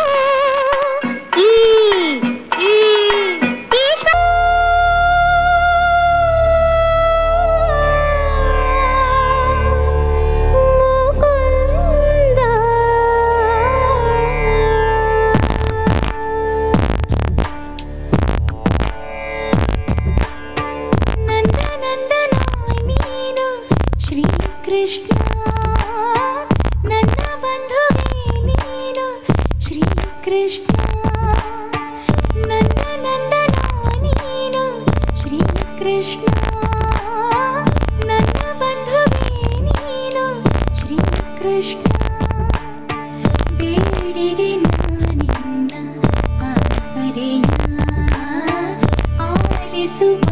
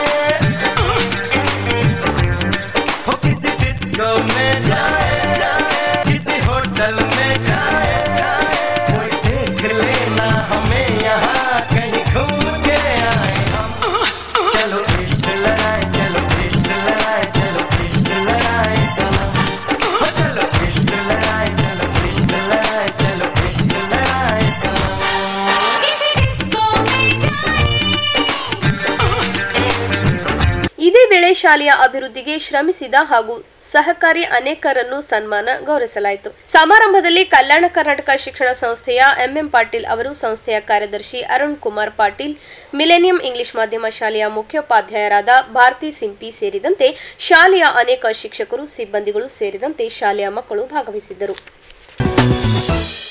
ಚೌದಾಪುರಿ ಹಿರೇಮಠ ಲಿಂಗೈಕ್ಯ ಶಾಂತವೀರ ಶಿವಾಚಾರ್ಯರ 43ನೇ ಪುಣ್ಯ ಸ್ಮರಣೋತ್ಸವದ ನಿಮಿತ್ತ ಫೆಬ್ರವರಿ 7ರಂದು 11,000 ಮಹಿಳೆಯರಿಗೆ ಉಡಿ ತುಂಬುವ ಕಾರ್ಯಕ್ರಮ ಆಯೋಜನೆ ಮಾಡಲಾಗಿದೆ ಎಂದು ಮಾಜಿ ಕೆಕೆಆರ್ಡಿಬಿ ಅಧ್ಯಕ್ಷ ಹಾಗೂ ಉತ್ಸವದ ಸ್ವಾಗತ ಸಮಿತಿ ಅಧ್ಯಕ್ಷರಾದ ದತ್ತಾತ್ರೇಯ ಪಾಟೀಲ್ ರೇವೂರ್ ಅವರು ತಿಳಿಸಿದರು. ಚೌದಾಪುರಿ ಹಿರೇಮಠದಲ್ಲಿ ಕರೆಯಲಾಗಿದ್ದ ಸುದ್ದಿಗೋಷ್ಠಿಯನ್ನು ಉದ್ದೇಶಿಸಿ ಮಾತನಾಡಿದ ಅವರು, ಚೌದಾಪುರಿ ಹಿರೇಮಠದಲ್ಲಿ ಕಳೆದ ಹಲವು ದಿನಗಳಿಂದ ಐತಿಹಾಸಿಕ ಕಾರ್ಯಕ್ರಮ ಆಯೋಜನೆ ಮಾಡಲಾಗಿದ್ದು, ಈವರೆಗೂ ಶರಣಬಸವೇಶ್ವರ ತೊಟ್ಟಿಲು ಕಾರ್ಯಕ್ರಮ, ಮದುವೆ ಸಮಾರಂಭ, ಪುರಾಣ, ಶಿಲಾಮೂರ್ತಿ ಮೆರವಣಿಗೆ ಸೇರಿ ವಿವಿಧ ಕಾರ್ಯಕ್ರಮ ನೆರವೇರಿಸಲಾಗಿದೆ. ಸಮಾರಂಭ ಭಾಗವಾಗಿ ಫೆಬ್ರವರಿ 7ರಂದು ಲಿಂಗೈಕ್ಯ ಶಾಂತವೀರ ಶಿವಾಚಾರ್ಯರ ಶಿಲಾಮೂರ್ತಿ ಲೋಕಾರ್ಪಣೆ ಹಾಗೂ 11,000 ಮುತ್ತೈದೆಯರಿಗೆ ಉಡಿ ತುಂಬುವ ಸಮಾರಂಭ ಏರ್ಪಡಿಸಲಾಗಿದೆ. ಅಂದು ನಡೆಯುವ ಕಾರ್ಯಕ್ರಮಕ್ಕೆ ರಂಭಾಪುರಿ ಜಗದ್ಗುರು ಭಾಗವಹಿಸಲಿದ್ದಾರೆ ಎಂದು ತಿಳಿಸಿದರು.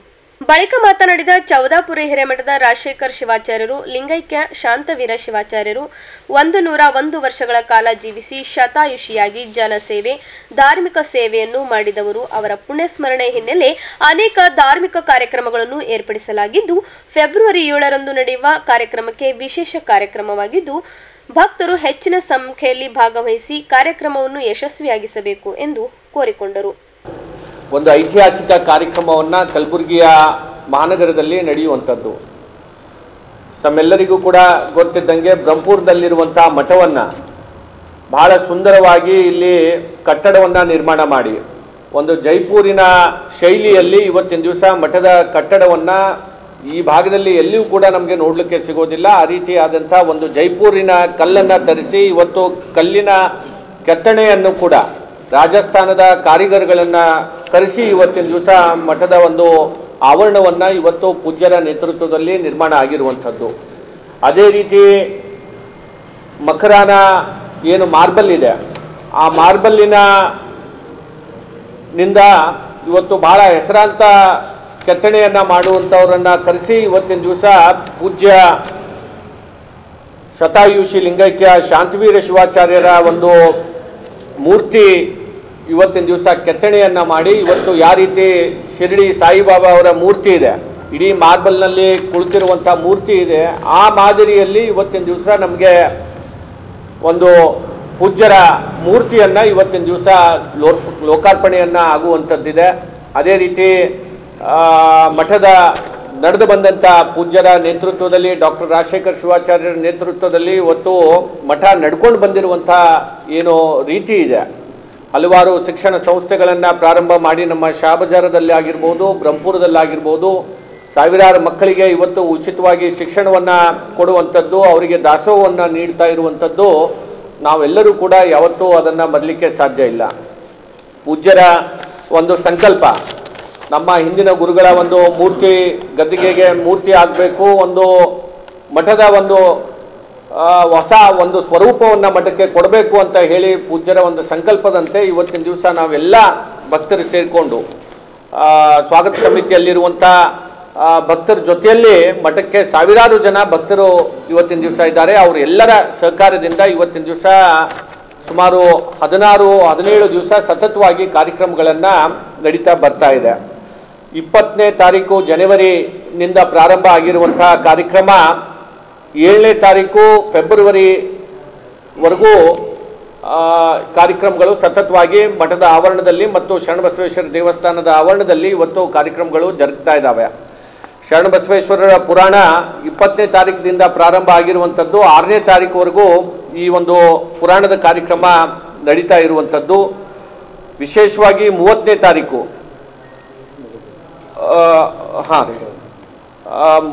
ಲಿಂಗೈಕ್ಯ ಶಾಂತವೀರ ಶಿವಾಚಾರ್ಯರ ಒಂದು ಮೂರ್ತಿಯನ್ನು ಶರಣಬಸವೇಶ್ವರ ಆವರಣದಿಂದ ಇವತ್ತು ಮಠದ ವರೆಗೆ ಬಹಳ ಭವ್ಯವಾಗಿ ಮೆರವಣಿಗೆ ಮುಖಾಂತರ ಇವತ್ತಿನ ದಿವಸ ಸಾವಿರಾರು ಭಕ್ತರು ಸೇರಿ ತಾಯಂದಿರು ಕುಂಭವನ್ನು ಕರೆಸಿ ಇವತ್ತು ಮೆರವಣಿಗೆಯನ್ನು ಮಾಡಿಕೊಂಡು ಇವತ್ತು ಮಠಕ್ಕೆ ತಂದು ತಲುಪಿರುವಂಥದ್ದು.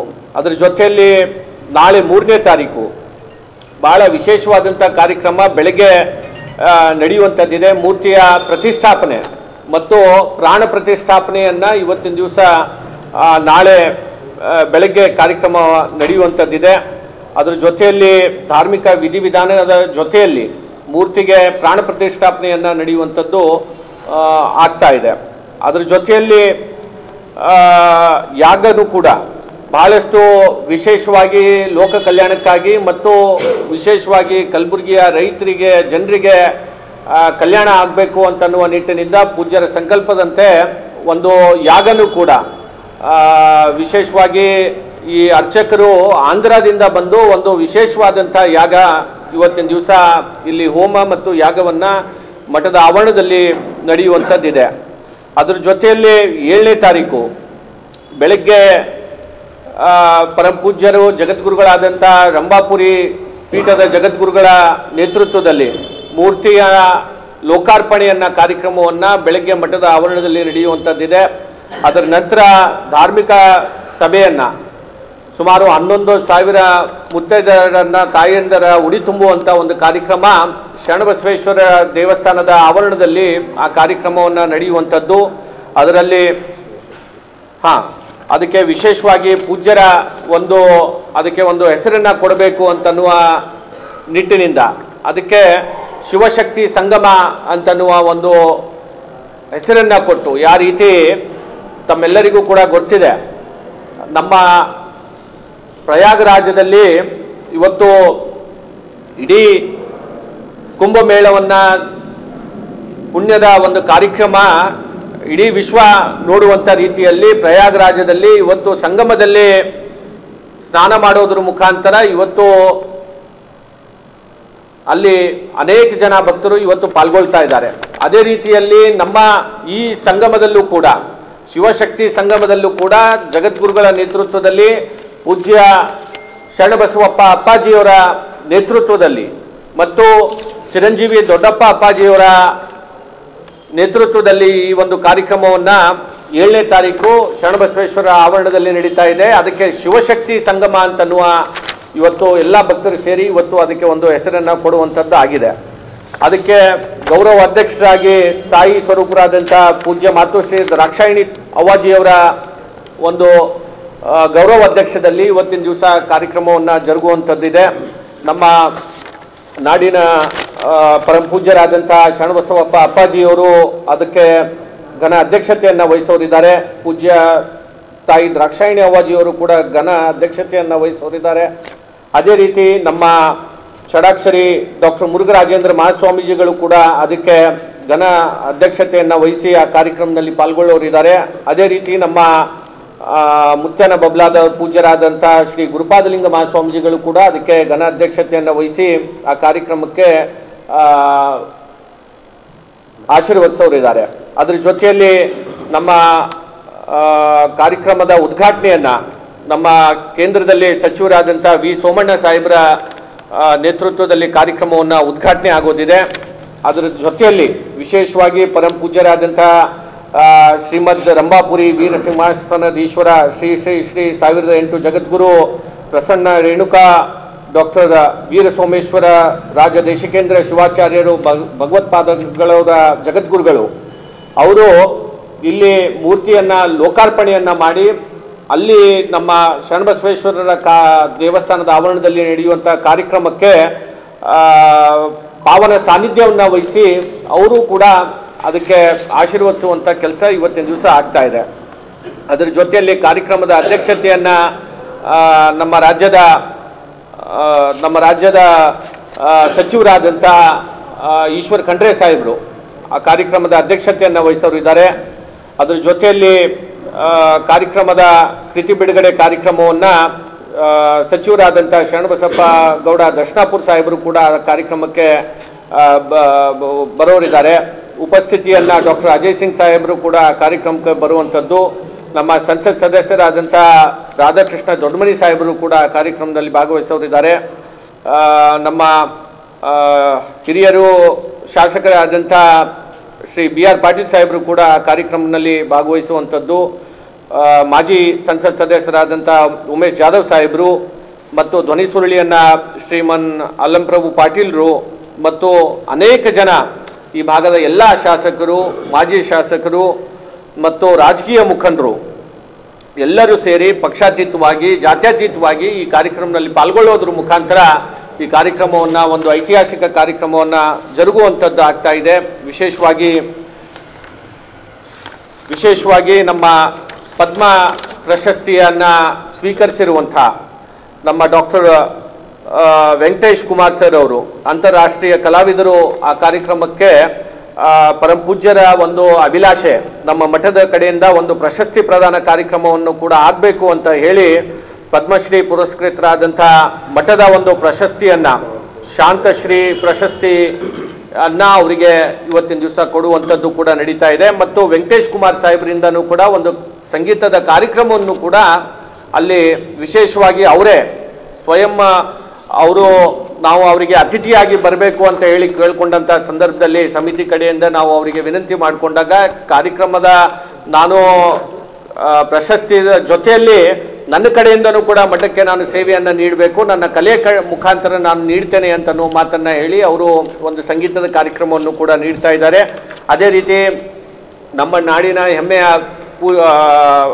ಪುತ್ರಿಯಾದಂಥ ನಮ್ಮ ಭಾಗದವರೇ ಆದಂಥ ಡಾಕ್ಟರ್ ವಿಜಯಲಕ್ಷ್ಮಿ ದೇಶಮಾನೆ ಮೇಡಮ್ ಅವರಿಗೂ ಕೂಡ ಇವತ್ತು ಪದ್ಮ ಪ್ರಶಸ್ತಿಯನ್ನು ಪಡ್ಕೊಂಡಿರುವಂಥ ಹಿನ್ನೆಲೆಯಲ್ಲಿ ಅವರಿಗೂ ಕೂಡ ಮಠದ ವತಿಯಿಂದ ಇವತ್ತು ವಿಶೇಷವಾದಂಥ ಶಾಂತಶ್ರೀ ಪ್ರಶಸ್ತಿಯನ್ನು ಇವತ್ತಿನ ದಿವಸ ಅವರಿಗೂ ಕೂಡ ನೀಡುವಂಥದ್ದು ಆಗ್ತಾ ಇದೆ. ಮತ್ತು ವಿಶೇಷವಾಗಿ ಪರಮಪೂಜ್ಯರು ಡಾಕ್ಟರ್ ಶರಣಬಸವಪ್ಪ ಅಪ್ಪಾಜಿಯವರು ಅವರು ಕೂಡ ಶತಾಯುಷಿ ಆಗಬೇಕು. ಯಾವ ರೀತಿ ಶಾಂತವೀರ ಶಿವಾಚಾರ್ಯರು ಶತಾಯುಷಿ ಆಗಿ ಇವತ್ತು ಈ ಭಾಗದ ಜನರಿಗೆ ಸೇವೆಯನ್ನು ಮಾಡಿದ್ದಾರೆ, ಅವರಿಗೆ ಆಶೀರ್ವದಿಸಿದ್ದಾರೆ, ಅದೇ ಮಾದರಿಯಲ್ಲಿ ಪರಮ ಪೂಜ್ಯರಾದಂಥ ಡಾಕ್ಟರ್ ಶರಣಬಸವಪ್ಪ ಅಪ್ಪಾಜಿಯವರು ಕೂಡ ಶತಾಯುಷಿಗಳು ಆಗಬೇಕು ಅಂತ ಹೇಳಿ ಪರಮ ಪೂಜ್ಯರ ಸಂಕಲ್ಪದಿಂದ ಇವತ್ತು ದಂಪತಿಗಳಿಗೆ ತಾಯಿ ಮಾತೋಶ್ರೀ ದ್ರಾಕ್ಷಾಯಿಣಿ ಅವ್ವಾಜಿ ಅವರಿಗೆ ಮತ್ತು ಪರಮ ಪೂಜ್ಯ ಶರಣಬಸವಪ್ಪ ಅಪ್ಪಾಜಿ ಅವರಿಗೆ ಮಠದ ಮುಖಾಂತರ ವಿಶೇಷವಾಗಿ ಪುಷ್ಪ ವೃಷ್ಟಿಯನ್ನ ಮಾಡುವಂತ ಒಂದು ಸಮಾರಂಭವನ್ನು ಕೂಡ ಇವತ್ತು ವೇದಿಕೆ ಮೇಲೆ ಜರುಗೋದಿದೆ ಅಂತ ಹೇಳಿ ಈ ಸಂದರ್ಭದಲ್ಲಿ ಹೇಳ್ತಾ, ತಮ್ಮೆಲ್ಲರ ಪತ್ರಕರ್ತರು ಈ ಕಾರ್ಯಕ್ರಮ ಯಶಸ್ವಿ ಆಗಬೇಕು ಅಂತಂದ್ರೆ ತಮ್ಮ ಸಹಕಾರನೂ ಕೂಡ ಬಹಳ ಮುಖ್ಯವಾಗಿದೆ. ಯಾಕಂದ್ರೆ 11,000 ತಾಯಂದಿರು ಉಡಿ ತುಂಬುವಂತ ಕಾರ್ಯಕ್ರಮ ಮೊದಲನೇ ಬಾರಿಗೆ ಕಲಬುರಗಿಯಲ್ಲಿ ನಡೀತಾ ಇರುವಂಥದ್ದು. ಈ ಕಾರ್ಯಕ್ರಮಕ್ಕೆ ಸುಮಾರು 30,000 ರಿಂದ 40,000 ಜನರು ಬರುವಂತ ಒಂದು ನಾವು ನಿರೀಕ್ಷೆಯನ್ನ ಹೊಂದಿಕೊಂಡು ಇವತ್ತಿನ ದಿವಸ ನಾವು ಕಾರ್ಯಕ್ರಮದ ಸಿದ್ಧತೆಯನ್ನ ಇವತ್ತು ಸಮಿತಿ ಕಡೆಯಿಂದ ಮಾಡುವಂಥದ್ದಾಗಿದೆ. ಅಲ್ಲಿ ಕಾರ್ಯಕ್ರಮ ಮುಗಿದ ಮೇಲೆ ದಾಸೋಹ ಸೇವೆಯನ್ನು ಕೂಡ ಇರುತ್ತೆ. ಶಾಂತ ರೀತಿಯಿಂದ ಜನರು ಬಂದು ಈ ಕಾರ್ಯಕ್ರಮವನ್ನು ಆಲಿಸಿ ಇವತ್ತು ನಮಗೆ ಸಹಕಾರವನ್ನು ನೀಡಬೇಕು ಅಂತ ಹೇಳಿ ನಾನು ಸಮಿತಿ ವತಿಯಿಂದ ಮತ್ತು ಪೂಜ್ಯರ ಮಠದ ವತಿಯಿಂದನೂ ಕೂಡ ನಾವು ಇವತ್ತಿನ ದಿವಸ ನಮ್ಮ ಭಾಗದ ಜನರಲ್ಲಿ ನಾವು ವಿನಂತಿಯನ್ನು ಮಾಡ್ತಾ ಇದ್ದೇವೆ. ಅದರ ಹಿರೇಮಠದ ಲಿಂಗೈಕ್ಯ ಶಾಂತವೀರ ಶಿವಾಚಾರ್ಯರ 43ನೇ ಪುಣ್ಯಸ್ಮರಣೋತ್ಸವದ ನಿಮಿತ್ತ ಈಗಾಗಲೇ ಕಾರ್ಯಕ್ರಮ ಪ್ರಾರಂಭವಾಗಿದೆ.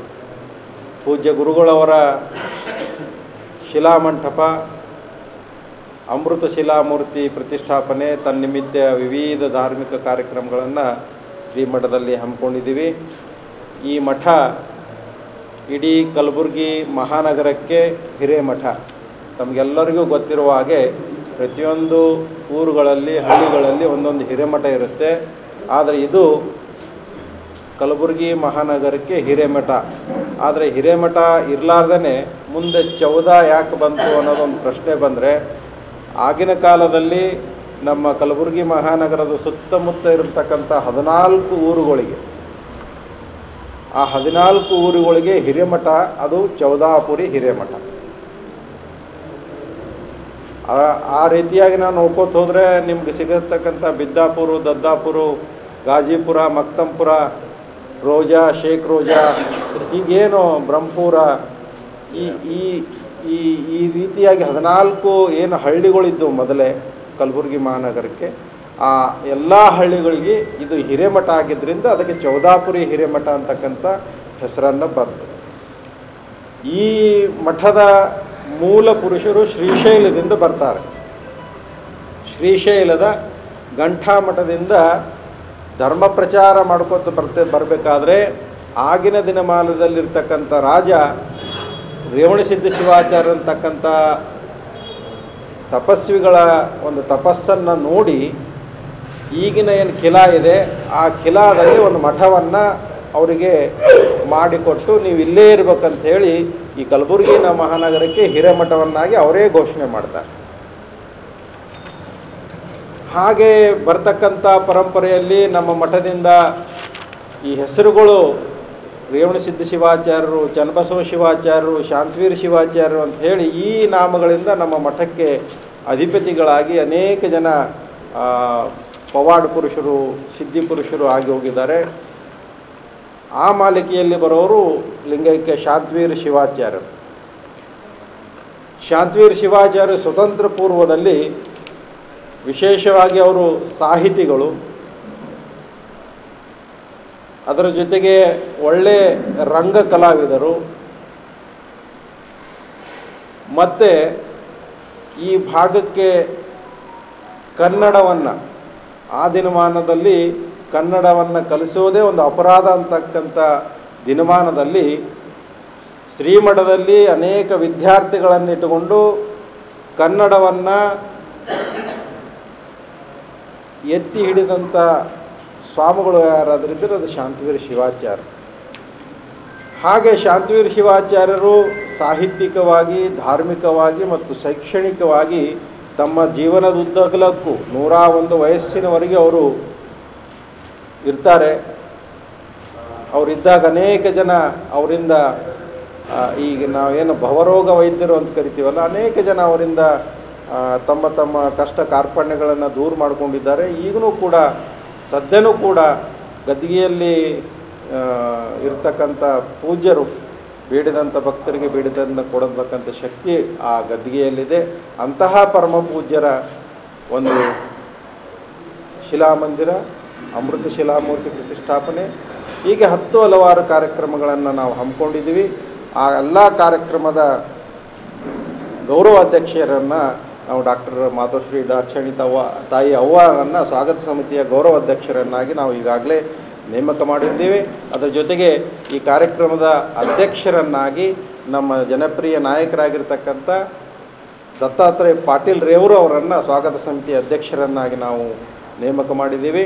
ಅದರ ಜೊತೆಗೆ ನಮ್ಮ ಮತಕ್ಷೇತ್ರದ ಶಾಸಕರಾಗಿರ್ತಕ್ಕಂಥ ಅಲ್ಲಂಪ್ರಭು ಪಾಟೀಲ್ ಅವರನ್ನು ಹಾಗೂ BG ಪಾಟೀಲ್ ಅವರನ್ನು ಉಪಾಧ್ಯಕ್ಷರನ್ನಾಗಿ ಮಾಡಿದ್ದೀವಿ. ಹೀಗೆ ನಾವು ಸ್ವಾಗತ ಸಮಿತಿಗೆ ಏನೆಲ್ಲ ಬೇಕು ಅದನ್ನೆಲ್ಲ ಈಗಾಗಲೇ ನಾವು ಎಲ್ಲ ಭಕ್ತವೃಂದಗಳು ಸೇರ್ಕೊಂಡು ಮಾಡಿದ್ದೀವಿ. ಆ ಒಂದು ಮುಂದಿನ ನಡೀತಕ್ಕಂಥ ರೂಪುರೇಷೆಗಳ ಬಗ್ಗೆ ನಮ್ಮ ದತ್ತಾತ್ರೇಯ ಪಾಟೀಲ್ ಅವರು ಸುದ್ದಿಗೋಷ್ಠಿಯಲ್ಲಿ ಮುಖಂಡರಾದ ಅಮರನಾಥ್ ಪಾಟೀಲ್ ಸೇರಿದಂತೆ ವಿವಿಧ ಮಠಾಧೀಶರು ಹಾಗೂ ಮಠದ ಭಕ್ತರು ಉಪಸ್ಥಿತರಿದ್ದರು. ಕೊನೆಯಲ್ಲಿ ಮತ್ತೊಮ್ಮೆ ವಾರ್ತೆಗಳ ಮುಖ್ಯಾಂಶಗಳು. ಚೌದಾಪುರಿ ಹಿರೇಮಠದ ಮುತ್ತೈದೆಯರಿಗೆ ಉಡಿ ತುಂಬುವ ಕಾರ್ಯಕ್ರಮ, ಕೇಂದ್ರ ಸಚಿವೆ ಶೋಭಾ ಕರಂದ್ಲಾಜೆ ಚಾಲನೆ. ಶ್ರೀ ಗುರು ಕಾಲೇಜ್ನ ಕಾಮನ್ ಎಂಟ್ರೆನ್ಸ್ ಟೆಸ್ಟ್ 2650 ವಿದ್ಯಾರ್ಥಿಗಳು ಭಾಗಿ. ಅದ್ದೂರಿಯಾಗಿ ಜರುಗಿದ ಮಿಲೇನಿಯಂ ಶಾಲೆಯ ವಾರ್ಷಿಕೋತ್ಸವ ಸಮಾರಂಭ. ಫೆಬ್ರವರಿ 7ರಂದು ಚೌದಾಪುರಿ ಹಿರೇಮಠದಲ್ಲಿ 11,000 ಮಹಿಳೆಯರಿಗೆ ಉಡಿ ತುಂಬುವ ಕಾರ್ಯಕ್ರಮ ಆಯೋಜನೆ. ಇಲ್ಲಿಗೆ ವಾರ್ತಾ ಸಂಚಿಕೆ ಮುಕ್ತಾಯವಾಯಿತು. ಮತ್ತೆ ಮುಂದಿನ ಸಂಚಿಕೆಯಲ್ಲಿ ಭೇಟಿಯಾಗೋಣ. ವಂದನೆಗಳು. ಇನ್ ಗುಲ್ಬರ್ಗ ವಾರ್ತೆಗಳ ಪ್ರಾಯೋಜಕರು Devanand sari centre super market Kalaburagi. Devanand sari centre ಹಲವು ವರ್ಷಗಳಿಂದ ಕಲಬುರ್ಗಿ ಮಹಾಜನತೆಯ ಭರವಸೆ ಗಳಿಸಿರುವ ರೇಷ್ಮೆ ಸೀರೆಗಳ ಅತಿ ದೊಡ್ಡ ಶೋರೂಮ್. ಹಬ್ಬಗಳು, ಮದುವೆ, ಉಪನಯನ ಹಾಗೂ ನಿಮ್ಮ ಮನೆಯ ಶುಭ ಸಮಾರಂಭಗಳಿಗೆ ಬೇಕಾಗುವ ರೇಷ್ಮೆ ಸೀರೆಗಳಿಗೆ ದೂರದ ಬೆಂಗಳೂರು, ಹೈದರಾಬಾದ್ ನಗರಗಳಿಗೆ ಹೋಗುವ ಅಗತ್ಯವಿಲ್ಲ. ದೇವಾನಂದ್ ಸ್ಯಾರಿ ಸೆಂಟರ್ ನೀಡುತ್ತಿದೆ exclusive silk sari collections. Devanand sari ಸೆಂಟರ್ನಲ್ಲಿ ಈಗ ಮದುವೆ ಮುಂತಾದ ಶುಭ ಸಮಾರಂಭಗಳಿಗೆ ಕಾಂಚೀವರಂ ಸೇರಿದಂತೆ wedding brocade saris, pure Dharmavaram ಸೀರೆಗಳು, ಪ್ಯೂರ್ ಬನಾರಸ್ ಸೀರೆಗಳು, pure Uppada silk, pure Ilkal ಸೀರೆಗಳು, pure fancy Gadwal silk, pure Paithani ಸೀರೆಗಳು, ಪ್ಯೂರ್ ಸಾಫ್ಟ್ ಸಿಲ್ಕ್ ಸೀರೆಗಳು ವಿವಿಧ ವಿನ್ಯಾಸಗಳಲ್ಲಿ. ಕಲಬುರಗಿಯಲ್ಲೇ ಅತಿ ದೊಡ್ಡ ಮತ್ತು ವಿಶಾಲವಾದ 10,000 ಚದುರ ಅಡಿ ಇರುವ ಏಕೈಕ ಸ್ಯಾರಿ ಸೆಂಟರ್ ದೇವಾನಂದ್ ಸ್ಯಾರಿ ಸೆಂಟರ್. ಭೇಟಿ ಕೊಡಿ. ದೇವಾನಂದ್ ಸ್ಯಾರಿ ಸೆಂಟರ್, ಕಾಮತ್ ಹೋಟೆಲ್ ಹಿಂದುಗಡೆ, ಸೂಪರ್ ಮಾರ್ಕೆಟ್, ಕಲಬುರ್ಗಿ.